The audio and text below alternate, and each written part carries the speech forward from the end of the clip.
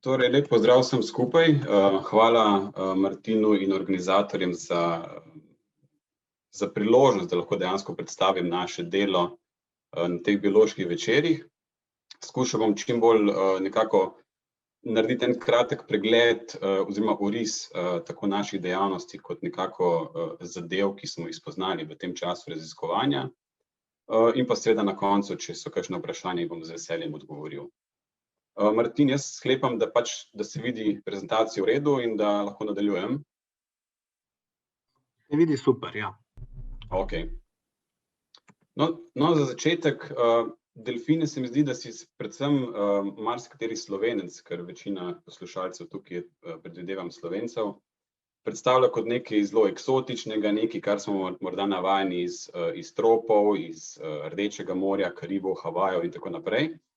Ampak kot boste videli danes, so te živali pravzaprav dejansko nekaj, kar imamo tudi pri nas, dobesedno pred našim domačim pragom, in da pravzaprav so te živali dejansko del naše slovenske biotske raznovrstnosti in raznovrstnosti severnega Jadrana. Zdaj, pri našem delu se velikokrat srečujemo z vprašanjem, zakaj sploh preučevati delfine. Zdaj, čisto moj iskren in prvi odgovor je to, je precej zabavno. Preučevanje teh živali je zanimivo, o tem ni dvoma, in kljub temu, da seveda so tudi drugi razlogi, zakaj je morda smiselno ali pametno preučevati take živali, je prav gotovo prvi razlog, da je to neverjetno zanimivo. Gre za živali, ki so po eni strani dejansko izgledajo skoraj kot ribe, marsikdo tudi zmotno misli, da so ribe, gre sicer za sesalce, ki so tako kot mi toplokrvni, kotijo žive mladiče, ti mladiči sesajo materno mleko in so te živali dejansko bolj sorodne nam kot pa ribam, ampak dejansko njihov izgled res spominja bolj na ribje telo. Dejansko tekom evolucije se je njihovo telo tako drastično preoblikovalo in prilagodilo na življenje v vodnem okolju, da bi lahko celo rekli, da so verjetno najbolj ekstremno spremenjena oblika sesalcev, če lahko tako rečem, iz neke recimo temu klasične sesalčje oblike. No, ampak kljub temu, da dejansko, kot rečeno, spominjajo na prvi pogled na ribe, so dejansko veliko bolj podobni nam kot ribam, ne samo z tega vidika, da so nam bolj sorodni, ampak tudi z vidika njihove inteligence, njihove kompleksnosti socialnega vedenja in so kot take živali dejansko zelo zanimive za preučevanje. No, delfine obravnavamo tudi kot visoko inteligentne živali in seveda z preučevanjem njihove inteligence, vedenja, kognitivnih sposobnosti in pa socialnega vedenja lahko pridobimo marsikateri vpogled v evolucijo inteligence in socialnega vedenja pri živalih, kar nam lahko dejansko posredno nudi tudi vpogled v našo lastno evolucijo, saj se imamo tudi mi dejansko za razmeroma inteligentne živali in pa, kot veste, živimo v razmeroma kompleksnih družbenih sistemih. No, te živali so podobno kot recimo morski psi, morske želve, velike plenilske ribe, plenilci, ki so dejansko na vrhu prehranjevalnih spletov v morju in so kot taki dejansko zelo pomembni za uravnavanje oziroma zagotavljanje nekega ravnotežja v teh morskih ekosistemih. Ne samo z dejstva, da kot plenilci neposredno, ko bi rekel, plenijo svoje plenske vrste in jih s tem dejansko odvzamejo iz sistema, ampak tudi vplivajo na vedenje teh vrst zaradi svoje splošne prisotnosti, čemur rečemo ekologija strahu. Namreč plen se v prisotnosti plenilca v določenem ekosistemu vede drugače, kot bi se, če tega plenilca v ekosistemu ni, kar pomeni, da imajo te plenske vrste potem tudi drugačne vplive na ostale komponente morskega ekosistema, vključno z morskimi travami in drugimi organizmi, kar pomeni, da dejansko plenilci, kot so delfini, imajo zelo pomembno vlogo v svojih ekosistemih, ne samo zaradi neposrednega plenjenja, temveč tudi vpliva na vedenje ostalih vrst v sistemu.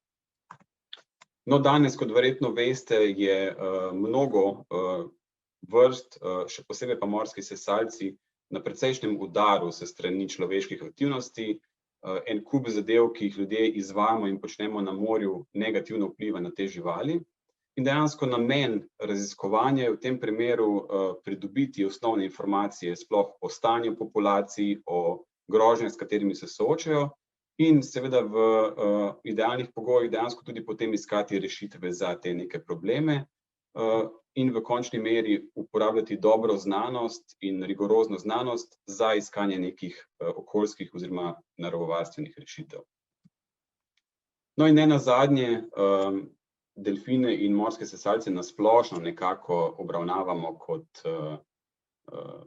kot ambasadorske vrste, tako rekoč, ker gre za vrste, ki so karizmatične, ki so pač ljudem simpatične, lahko dejansko preko delfinov in drugih karizmatičnih vrst nekako prenašamo sporočilo in pomen varovanja morskih ekosistemov javnosti in raznim deležnikom, kljub temu, da sami delfini oziroma morski sesalci niso nujno bolj pomembni od drugih komponent morskega ekosistema, lahko pa dejansko bolj pritegnejo pozornost javnosti in tako opozorijo na nekatere probleme v morskem okolju. No in prav tako gre za vrste, ki so lahko v nekaterih pogledih indikatorske vrste, se pravi z njihovim preučevanjem lahko dejansko spremljamo, kaj se nekako dogaja v morskem ekosistemu kot celoti. Sicer seveda moramo vedeti, kaj naj bi zadeva indicirala, ampak z preučevanjem neke take velike populacije velikega plenilca lahko dejansko pridobimo pogled v marsikaj, kaj se v morju dogaja, ker se bo marsikaj, kar se dogaja, odražalo na tej populaciji morskih plenilcev. No, kar se tiče geografskega okvirja, torej Jadransko morje in Tržaški zaliv, kot morda veste ali pa morda ne, je dejansko najsevernejši del ne samo Jadrana, ampak tudi celotnega Sredozemskega morja. In to območje je precej obremenjeno z različnimi človeškimi vplivi. In na tej sliki vidite dejansko območje, raziskovalno območje, ki se ga bom danes nekako predvsem dotikal. In na tem območju živi dejansko populacija delfinov, ki je pa pred 19 leti pravzaprav nismo zelo dobro poznali. Ko smo začeli na tem območju dejansko izvajati raziskave, se o teh živali ni vedelo kaj dosti, razen da se občasno pojavljajo. In nekako generalna percepcija je bila, da so te živali tukaj res občasne in da pridejo slučajno vsake toliko, da pa dejansko ni neke redne prisotnosti ali neke stalne populacije. No, danes vemo, da temu ni tako, da dejansko na tem območju živi stalna populacija teh živali in da so delfini dejansko del biotske pestrosti tako Slovenskega morja, kot tudi Tržaškega zaliva in okoliških voda. In jih dejansko lahko srečamo res v vseh delih Tržaškega zaliva, od Seče, Portoroža, mimo Pirana, Strunjana, Izole, mimogrede, tale fotografija je bila posneta včeraj, pa vse do Kopra, tudi pred Koprom, pred samo Luko Koper jih lahko srečamo, in pa v drugih delih, kot so Ankaran, pred Trstom, pred Devinom in pa tudi pred Monfalconskim pristaniščem. Spravi, te živali so dejansko tukaj prisotne, so tukaj skozi celo leto, niso tukaj samo sezonsko. In vrsta, ki na tem območju živi, se imenuje velika pliskavka. To je dejansko edina vrsta morskih sesalcev, ki je stalno prisotna v celotnem severnem Jadranu in s tem tudi v Tržaškem zalivu. Je sicer ena izmed bolje preučenih vrst kitov in delfinov na svetu, kljub temu pa je marsikatera populacija na svetu dejansko še zelo slabo raziskana ali pa sploh neraziskana. No, to populacijo v društvu Morigenov spremljamo od leta 2002 in lahko rečem, da je do danes pravzaprav do neke mere precej dobro že raziskana, že veliko stvari vemo o teh živalih. Kljub temu smo pa dejansko res samo še, kako bi rekel, popraskali po površini oziroma res pridobili zelo majhen, razmeroma majhen vpogled v njihovo celotno življenje. In dejansko res pravzaprav na letni, če ne skoraj mesečni bazi o njih izvemo nekaj novega. No, za občutek, tole je prostorska razporeditev terenskih izhodov z našim plovilom. Kot vidite, je dejansko Tržaški zaliv res precej dobro prečestan z tega vidika. In na podlagi teh opazovanj s plovilom in tudi opazovanj s kopenskih opazovalnih točk ter beleženjem in spremljanjem vedenja teh živali, danes pravzaprav vemo, da so vode Tržaškega zaliva pomemben habitat za te živali, saj ga dejansko uporabljajo za vse svoje ključne aktivnosti, ki jih nek delfin v svojem življenju ne počel. Na tem območju se prehranjujejo, na tem območju tudi kotijo svoje mladiče in jih vzgajajo. Na tem območju se igrajo, družijo, pretepajo, se pravi, imajo svoje socialne interakcije in pa tudi počivajo. Se pravi, dejansko te vode so del stalnega domovanja tem živalim in na tem območju pač dobesedno počnejo vse, kar nek delfin v času svojega življenja počne.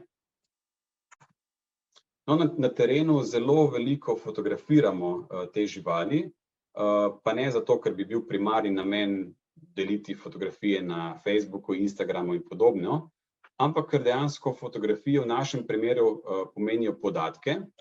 Namreč vsakega delfina lahko prepoznamo po naravnih oznakah na hrbtnih plavutih. Te naravne oznake so razne zareze, brazgotine, praske, ki nastanejo v medsebojnih interakcijah med posameznimi živalmi. To je lahko bodisi v igri, lahko tudi pri resnih bojih oziroma pretepih. In pri tem dejansko nastanejo razne oznake na plavuti, ki nam omogočajo dejansko prepoznavanje teh živali. Tako da bi lahko rekli poenostavljeno, da je dejansko hrbtna plavut kot neke vrste prstni odtis za te živali. In na podlagi te metode, ki jo imenujemo fotoidentifikacija, lahko dejansko ugotavljamo en kup zadev o teh živalih, od tega, koliko jih sploh je v populaciji, kako se to spreminja skozi čas, kakšna je njihova socialna struktura, kakšna je rodnost.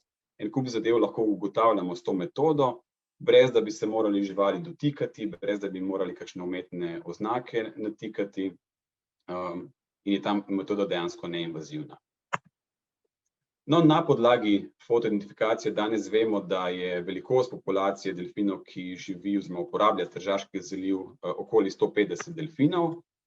To je narejeno na podlagi tako imenovanih mark recapture modelov oziroma po slovensko metode lova in ponovnega ulova, s katero dejansko na podlagi teh individualnih identifikacij lahko ugotavljamo, koliko živali na tem območju živi in kot rečeno, kako se to skozi čas spreminja.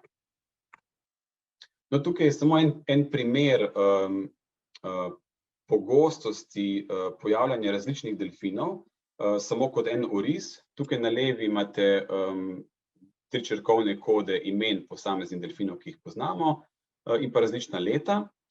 In če je žival bila opažena v določenem letu, je to prikazano z sivim pravokotnikom, če žival ni bila opažena, je to prikazano pač z belim pravokotnikom. In kot vidite, se zadeve kar malce razlikujejo med posameznimi živalmi. Imamo nekatere, kot sta recimo ta 2 delfina, ki sta pravzaprav bila od začetka, ko smo začeli izvajati redno fotoidentifikacijo, do danes opažena čisto vsako leto. Tukaj sicer nimam dodanih let 2019 in pa 2020, ampak lahko povem, da sta oba ta delfina bila opažena tudi v teh 2 letih in en od njih je bil tudi že letos opažen. Tako da to so dejansko delfina, ki jih res opažamo dobesedno ves čas, vsa leta našega raziskovanja. Potem so nekatere živali, ki jih skoraj da vsako leto opažamo, ampak smo jih mogoče recimo na začetku zgrešili ali jih ne zabeležili, ali pa smo jih recimo kdaj vmes jih kakšno leto nismo zabeležili. Ampak kot vidite, generalno gledano so tudi te živali bolj ali manj opažene vsako leto, tako da dejansko njih in tovrstne živali obravnavamo kot naše tako imenovane rezidente oziroma živali, ki dejansko tukaj živijo stalno in jih videvamo bolj ali manj na letni bazi. So potem tudi živali, ki ne živijo tukaj stalno, rečemo jim tranzienti ali obiskovalci. gre za živali, ki verjetno živijo nekje drugje, so pa dejansko prišle skozi naše območje raziskovanja ali tukaj preživele nekaj časa, vendar niso tukaj ostale in jih pozneje tudi dejansko nikoli nismo videli. In te živali ne štejemo kot stalni del naše populacije. Obstajajo pa tudi nekateri vmesni oziroma nekateri malce tudi nenavadni primeri po eni strani. Recimo tale samica tukaj je bila prvih 10 let opažena na točno vsakih 5 let. Se pravi, 1 leto smo jo videvali, potem je 4 leta ni bilo, potem smo jo spet videvali dejansko večji del leta, potem je spet ni bilo in potem smo jo spet dejansko videvali. Precej prepričani smo, da ni šlo za neko naključje, da bi žival slučajno samo zgrešili v tistih letih, ker je dejansko par let zapored sploh nismo zabeležili. In ko žival je bila opažena, je bila skupaj s temi našimi rezidenti, se pravi, ko smo tudi te najbolj stalne živali redno videvali. In v obdobju, ko te samice nismo videvali, pravzaprav njene tako rekoč prijatelje smo videvali, kar nam nekako daje slutiti, da je dejansko ni bilo na tem območju in ne, da smo jo samo po naključju zgrešili.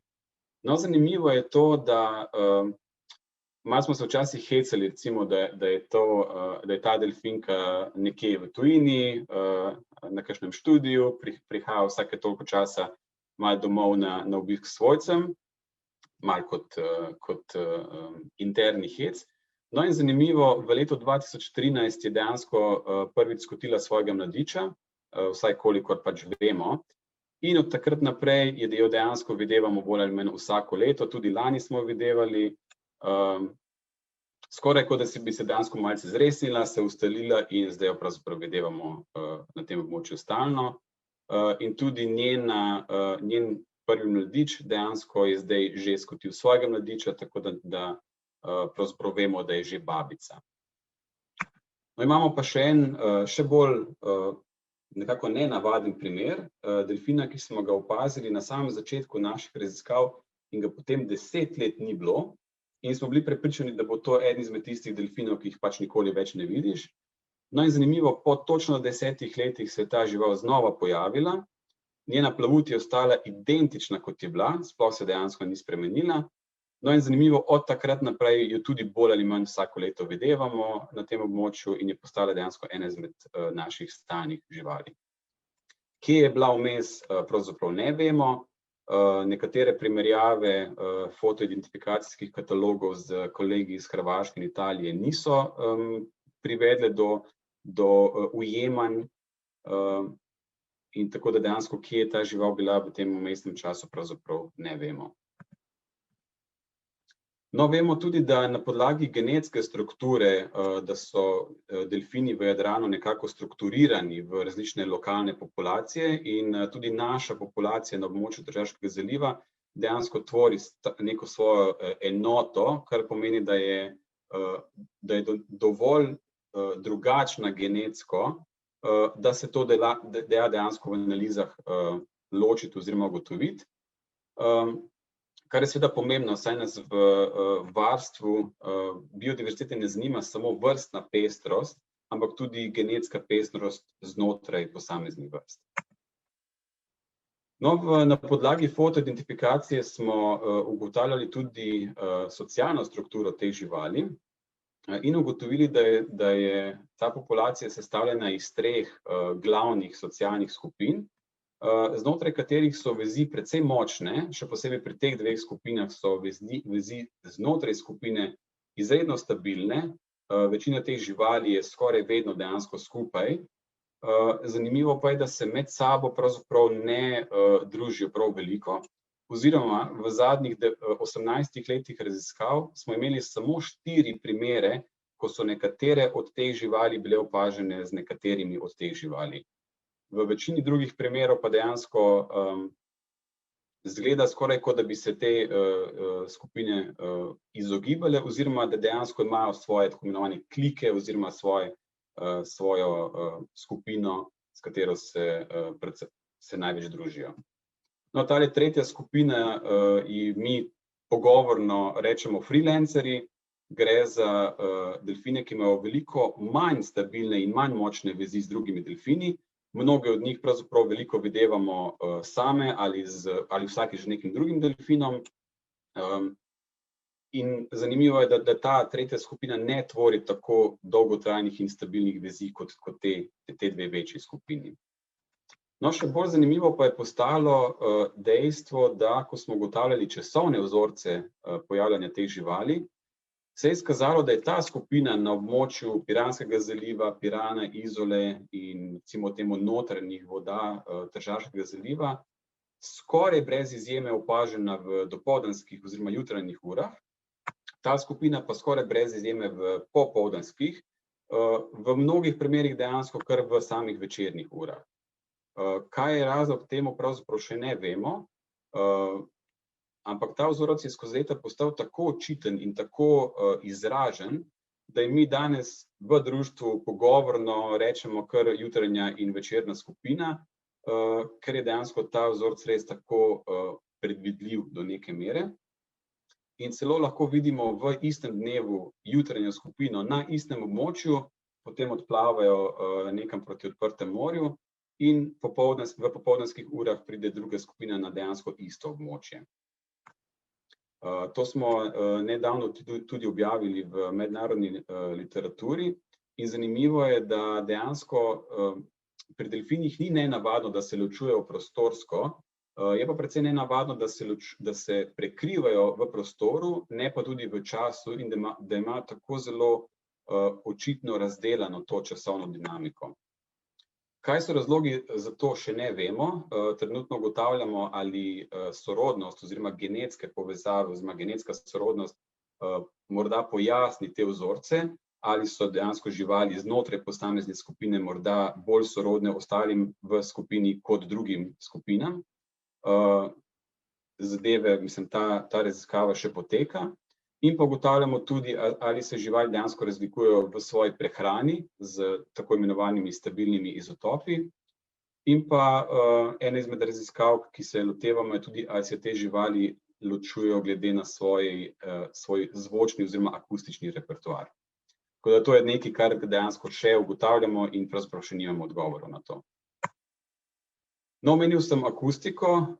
Delfine lahko dejansko poleg vizualnih opazovanj opazujemo tudi z uporabo, oziroma spremljamo in raziskujemo z uporabo zvoka. Namreč gre za živali, ki so izredno akustične, zvok uporabljajo za orientacijo v prostoru, za iskanje plena, za lov plena in pa tudi za sporazumevanje. In tukaj recimo je nekaj primerov, so primeri oglašanja delfinov v našem morju. Upam, da se bo tole slišalo.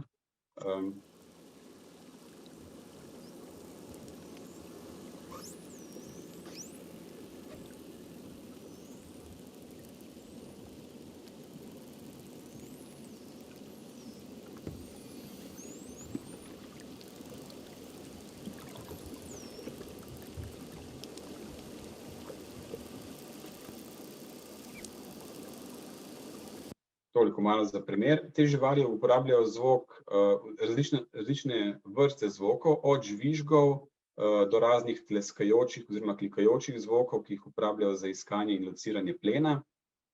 In lahko dejansko z spremljanjem njihovega oglašanja ugotavljamo marsikaj o njihovem življenju, tako o njihovi prisotnosti v obdobjih, ko mi ne moremo biti na terenu, bodisi v obdobju slabega vremena, bodisi ponoči in tako naprej. In pa tudi analiza teh zvokov nam lahko poda vpogled v njihovo vedenje in to, kaj dejansko na tem območju takrat počnejo. No, kar se človeških aktivnosti tiče, so na tem območju zelo pogoste in tudi drugod v Sredozemlju zelo pogoste interakcije z ribištvom, še posebej z tako imenovanimi kočami. Koče so ribiške mreže in tudi ladje, ki te mreže vlečejo, imenujemo koče, ki vlečejo ribiške mreže po morskem dnu.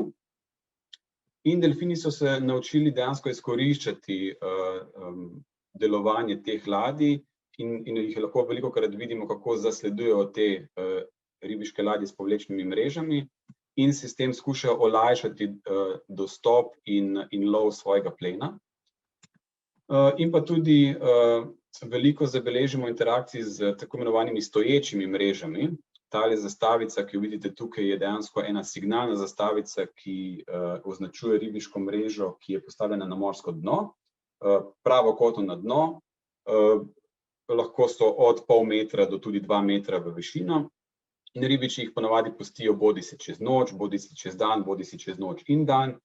In nekateri delfini so se naučili, da je to dejansko lažji način dostopa do hrane in dejansko grejo od ene mreže do druge mreže in pobirajo ven ribe, ki so se ujele v te mreže.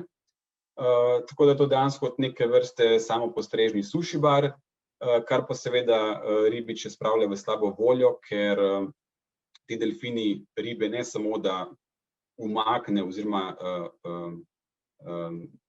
vzamejo ven iz mreže in s tem zmanjšajo ulov, včasih lahko dejansko mrežo tudi poškodujejo, ko zagrabijo ribo skupaj z delom mreže in dejansko naredijo v mrežah tudi luknje.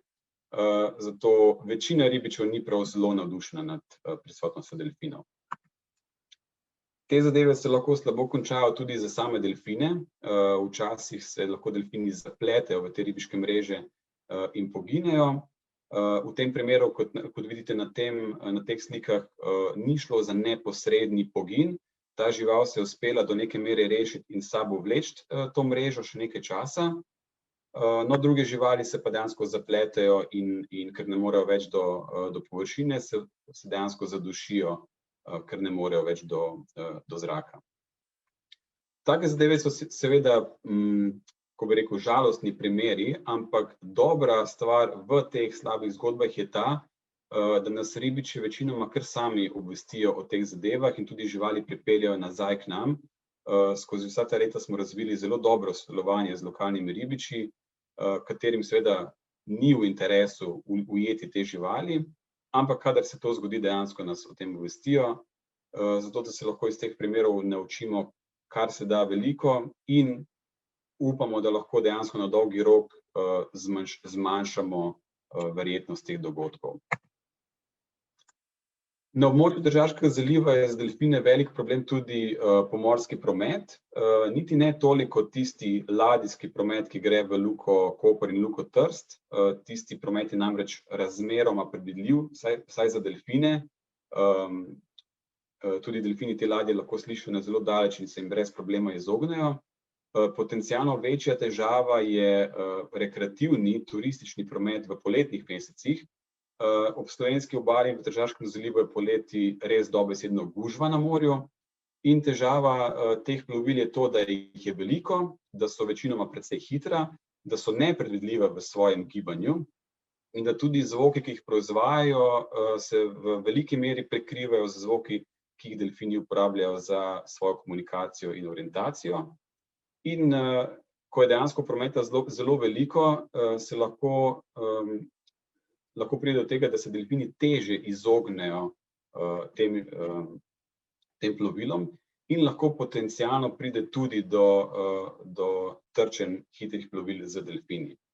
V tem primeru na tej fotografiji sicer ne moremo vedeti zagotovo, kaj je bil razlog te rane tega delfina. Ta delfin je kasneje tudi poginil. Vendar smo dejansko izločili nekako vse druge možne razlage. Ta oblika rane ni nekaj, kar se delfini naredijo med sabo, ni skladna s tem, kakšne rane naredijo morski psi, kadar plenijo delfine.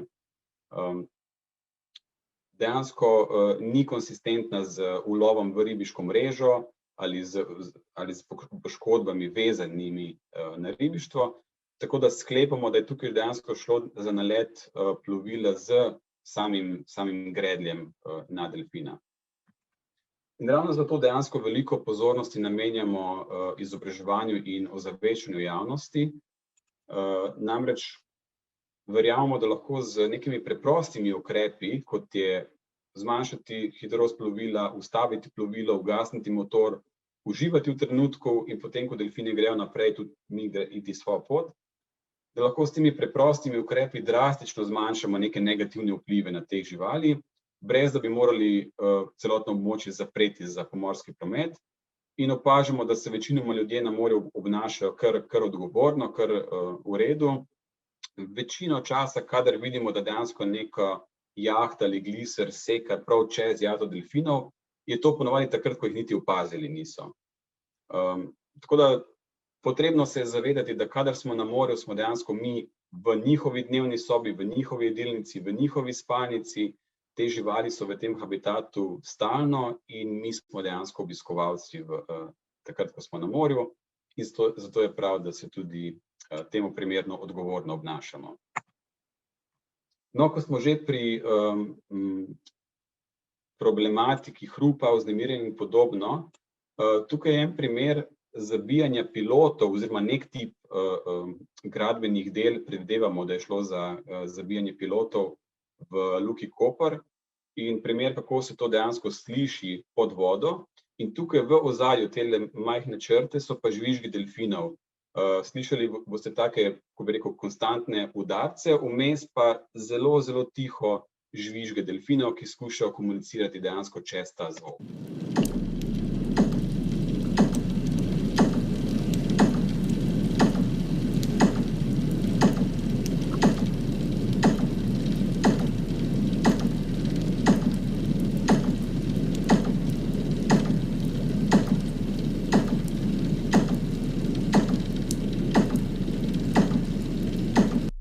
To je potekalo dejansko več kot 1 uro, neprestano. Se pravi, lahko si predstavljate, kako je, če ste žival, ki je neprestano pod vodo in to sliši veliko bolj, kot bi slišala na zraku.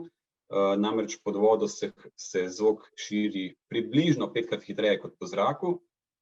In podvodni hrup ima dandanes v svetovnih morjih kar velik problem, je velik problem in ima kar velik vpliv na morske živali. Ne samo na delfine, tudi na druge morske sesalce in tudi na druge organizme. No, dandanes se veliko sliši o vplivu morskih odpadkov, plastike in mikroplastike na morja. In plastika vsekakor je problem v morjih. Nujno je potrebno, da vpliv oziroma prisotnost odpadkov zmanjšujemo. Je pa plastika ena izmed zadev, ki ima zelo različen vpliv na različne vrste. Recimo pri velikih pliskavkah, ki veljajo za neke vrste obalno vrsto delfinov, saj živijo razmeroma blizu obal, živijo razmeroma blizu človeških aktivnosti in so v marsičem precej prilagodljive in morda tudi do neke mere navajene na človeške aktivnosti. Pri tej vrsti razmeroma redko najdemo ostanke morskih odpadkov v njihovih prebavilih, tako da je za to vrsto to potencialno manjši problem kot za nekatere druge vrste, kot so recimo kiti glavači, kljunati kiti in druge vrste, ki se potapljajo na velike globine. Pri tistih vrstah je videti, da je problem z zaužitjem morskih odpadkov večji kot pa recimo pri naših velikih pliskavkah. No in tale fotografija na tej, ki jo vidite zdaj, je en lep primer tega, kako moramo ne samo kot raziskovalci, ampak na splošno, karkoli delamo, počakati in premisliti in se ne prenagliti pri raznih zaključkih in se zavedati, da stvari niso vedno take, kot se morda zdijo na prvi pogled. Namreč, ko pogledate to fotografijo, prva reakcija večine ljudi je, joj, bogi delfin, zapleten v plastiko, bo poginil in ne vem kaj. No, ta delfin je dejansko imel očitno neke vrste afiniteto do plastičnih vrečk. Namreč par sekund po tem, ko je bila ta fotografija posneta, mu je vrečka padla dol.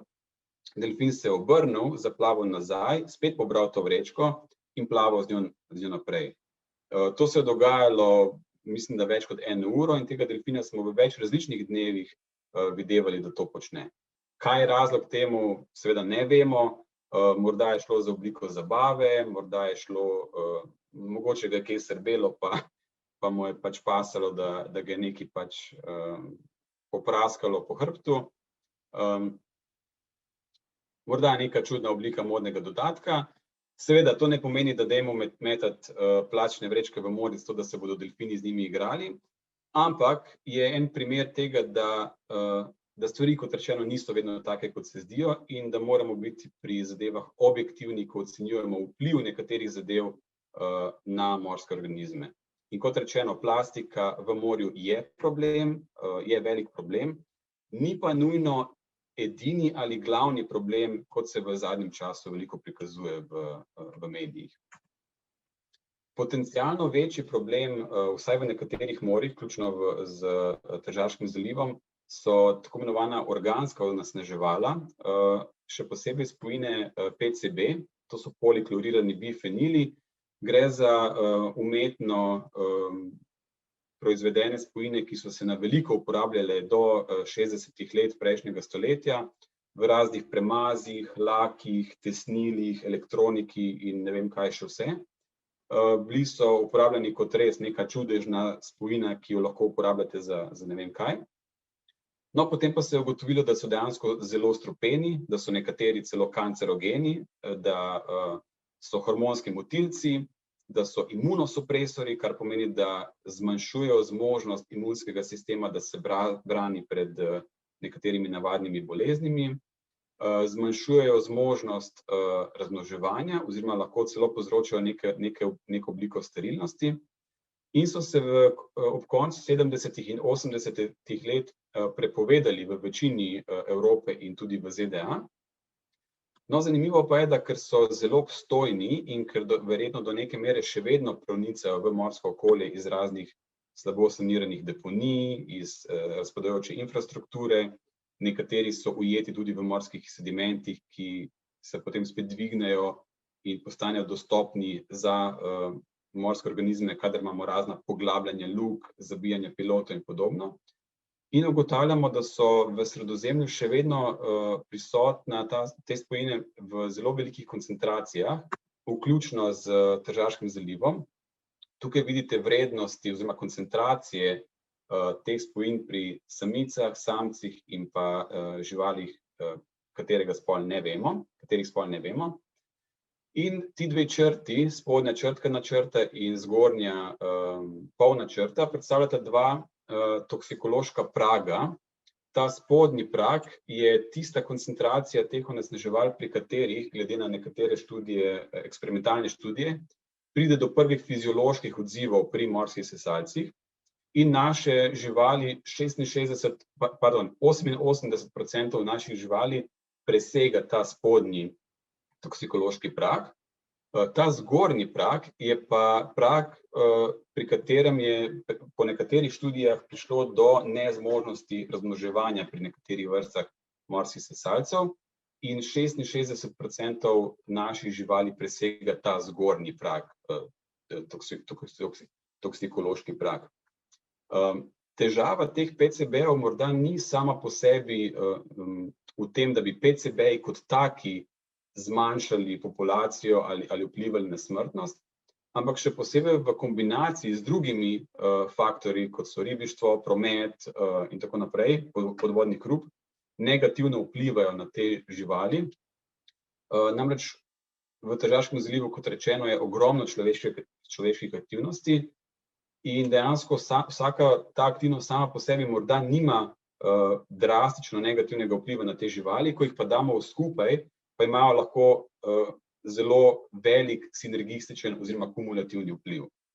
In težava PCB-jev je tudi ta, da če potencialno pride do kakšnega katastrofalnega dogodka, kot je neka povečana smrtnost, morda naftno razlitje ali kaj podobnega, lahko prisotnost teh spojin onemogoči to, da si populacija opomore, ravno zato, ker dejansko zavira sposobnost razmnoževanja. No, ko smo primerjali recimo samce in samice, se je pokazalo, da imajo samci statistično značilno višje vrednosti teh spojin kot samice, kar je dejansko pričakovano na podlagi tega, kar pač vemo o fiziologiji sesalcev, na podlagi tega, kar vemo iz raznih laboratorijskih študij na podganah, na kunah in podobno. Namreč samice velik del svojega toksikološkega bremena dobesedno odplaknejo na svoje mladiče, nekaj v času brejosti, večji del pa v času dojenja preko mleka. Te spojine so namreč topne v maščobah, pri delfinih je velik del maščobnega tkiva v podkožju, ker jih varuje pred mrazom. In samice, ko dejansko skotijo svojega mladiča, se velik del teh spojin mobilizira v materno mleko. Mleko delfinov je zelo bogato z maščobami, veliko bolj mastno recimo kot kravje mleko ali človeško mleko.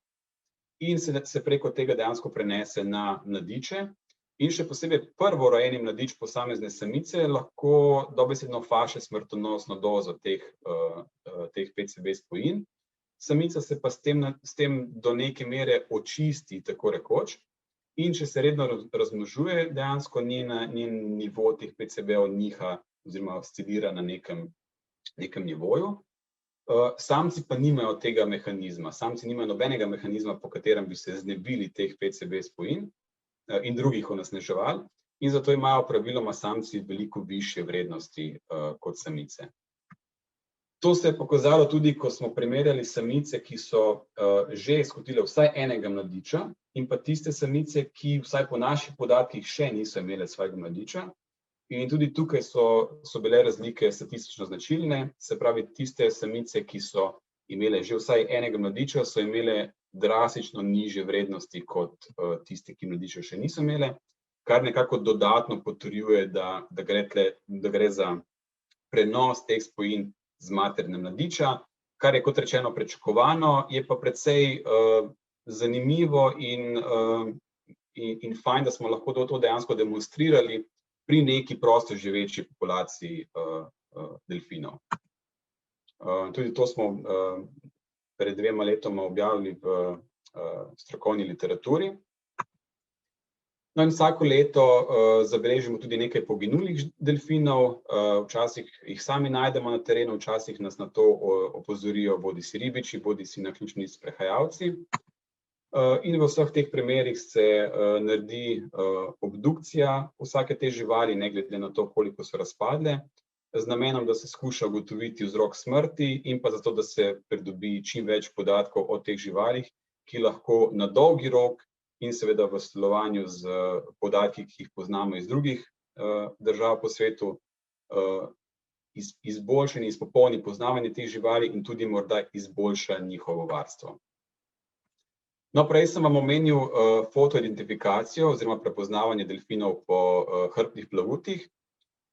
No, ena izmed zanimivosti oziroma nepričakovanih spoznanj je bila tudi ta, da smo ugotovili, da lahko posamezne živali prepoznavamo tudi po njihovih obraznih potezah, kar prej nekako ni bilo znano. Zadevo smo opazili res skorajda po nesreči oziroma preko tega, da smo res na tisoče in tisoče fotografij pregledovali in sčasoma ugotovili čisto tako kot opazko, da nekatere živali lahko prepoznavamo po njihovih obrazih, in kasneje smo se dejansko lotili zadeve malce bolj resno, naredili bolj resno študijo in skušali tudi z neodvisnimi sodelujočimi ugotoviti, ali je možno posamezne delfine ločiti, zanesljivo ločiti in to na dolgi rok po njihovih obraznih potezah, in se je izkazalo, da ja. To smo tudi objavili v mednarodni literaturi, ker do takrat to dejansko ni bilo znano, da bi lahko te živali po obraznih potezah ločili. Tukaj je ene par primerov posameznih živali z obeh strani glave. To seveda ne bo nadomestilo identifikacije po hrbtnih plavutih, jo pa lahko smiselno dopolni, namreč obrazne poteze so manj podvržene kratkoročnim spremembam, ki nastanejo zaradi raznih interakcij med delfini. Prav tako smo ugotovili, da so simetrične, se pravi, da so enake na obeh straneh glave in lahko na dolgi rok dejansko zmanjšamo morebitne napake, do katerih pride pri prepoznavanju delfinov preko hrbtnih plavuti. Ugotovili smo tudi, da so res stabilne na dolgi rok. Tukaj je samo ene par primerov delfinov, pri katerih smo to dejansko lahko spremljali. Recimo fotografije na teh prvih 3 slikah so veliko slabše kvalitete, ker so dejansko skenirani diapozitivi. V tistem času smo uporabljali še diapozitive. No, ampak pri nekaterih živalih, za katere smo imeli dovolj dolgoročni niz podatkov, smo dejansko lahko potrdili, da so te poteze dolgoročno stabilne. In pa tudi pri mladičih lahko ta metoda še posebej pomaga. Namreč mladiči so pogosto povsem neoznačeni, ker so še tako mladi, dejansko ne pridobijo še dovolj oznak na hrbtnih plavutih.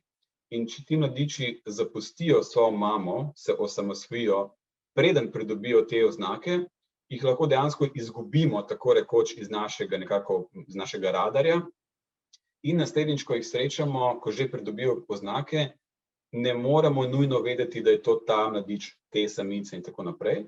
No in če imamo nek drug znak, kot so recimo obrazne poteze, potem lahko povečamo možnost, da te mladiče prepoznamo tudi potem, ko se osamosvojijo in s tem izboljšamo medgeneracijsko poznavanje teh živali, vključno dejansko z nekaterimi recimo tako imenovanimi družinskimi drevesi in podobno. No in čisto kot zanimivost, sicer nimamo prav zelo veliko primerov, pri katerih bi to lahko dejansko testirali, to je res zgolj kot zanimivost, ampak vsaj pri nekaterih mladičih, ki smo jih spremljali, kaže, da so nekoliko bolj podobni svojim mamam kot pa drugim delfinom, kar je po eni strani zanimivo, po drugi strani pa niti ne tako zelo presenetljivo, ne. Tudi mi načeloma izgledamo dokaj podobno našim staršem. In zanimivo bi bilo na dolgi rok dejansko videti, ali do kolikšne mere se nekatere lastnosti teh potez dedujejo iz staršev na potomce. No, danes, kot upam, da sem uspel prikazati, o teh živalih na tem območju vemo že kar nekaj. Mislim, da je Tržaški zaliv kljub vsem svojim problemom, ki jih ima, zelo zanimivo območje, ki se je pokazalo tudi z vidika preučevanja delfinov za zelo zanimivo. Ugotovili smo en kup zadev o teh živalih, ki jih nismo pričakovali in so tudi dejansko z vidika neke globalnega poznavanja morskih sesalcev lahko prispevali nekaj novega. In ena stvar, ki je meni zelo všeč na tem območju, je to, da lahko občudujemo hkrati te živali in naše Alpe v ozadju. Recimo tukaj na tej fotografiji vidite Triglav v ozadju. Vse te informacije, ki sem jih predstavil, so pred nekaj leti bile uporabljene tudi za predlog tako imenovanega pomembnega območja za morske sesalce na tem območju. In kasneje je bilo to območje potrjeno in tudi združeno z preostalim delom severnega Jadrana kot pomembno območje za morske sesalce z vidika IUCN oziroma Mednarodne zveze za varstvo narave, na podlagi raziskav, ki jih opravljajo tudi naši hrvaški kolegi in pa italijanski kolegi, in je dejansko danes severni Jadran kot celota prepoznan kot pomemben habitat za morske sesalce. To ne pomeni, da gre za zavarovano območje, ampak da ga neka strokovna inštitucija, kot recimo IUCN, prepoznava kot pomembno, kar lahko, vsaj upam, na dolgi rok pripomore k izboljšanemu varstvu teh živali.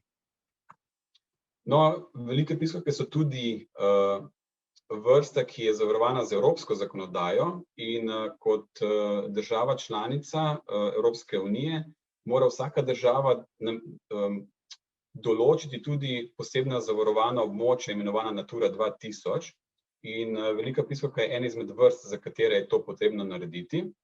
V preteklosti je Slovenija dejansko že dvakrat dobila, ko bi rekel, oceno nezadostnosti izvajanja Natura 2000 zakonodaje oziroma določil za to vrsto. No, nedavno se je ta postopek dejansko vsaj za nekaj časa ustavil, namreč Slovenija zaradi svoje majhnosti argumentira, da za te živali ni smiselno opredeliti Natura 2000 območij, zato ker gre za čezmejno populacijo, ki se seveda giblje tudi v italijanske in hrvaške vode, tako da je zadeva do neke mere ustavljena. Čeprav so nekateri od argumentov, ki so bili postavljeni s strani države, morda malce na šibkih temeljih, namreč vsaka država načeloma mora poskrbeti seveda za svoje lastno območje, in Hrvaška in Italija sta za te živali že identificirali druga območja na drugih delih svojega morja, ki jih ti dve državi vidita kot prednostni. Slovenija pa nekako tega ni naredila z vidika tega, da pač, ker Italija in Hrvaška tega na tem območju nista storili, pač tudi Slovenija tega ne bo. In ker je nekako argument, da če ne moremo zavarovati celotnega habitata, je potem bolje, da ne zavarujemo nič, kar je spet morda malce čuden argument, ampak to je morda zgodba za naslednjič. No, za zaključek, namen vseh teh raziskav in tega dela, tako raziskovalnega kot tudi izobraževalnega, seveda to, da se izboljša poznavanje teh živali, da se izboljša dolgoročno varstvo teh živali in tudi njihovega celotnega ekosistema, ki je v končni meri pomemben tudi za nas ljudi. In nekako upamo, da bodo taki prizori, kot jih vidite na teh slikah, lahko dejansko še dolgo časa stalnica v našem morju in da bo to nek odraz tudi zdravega ekosistema, ki zmore podpirati neko tako populacijo velikega plenilca na tem območju. Vse te informacije seveda skušamo deliti tudi z javnostjo in vključevati javnost v naše delo preko naših spletnih strani, preko naših socialnih medijev, predavanj, kot je recimo tole, in raznih drugih aktivnosti. In s tem bom zaključil. Hvala lepa za pozornost in če se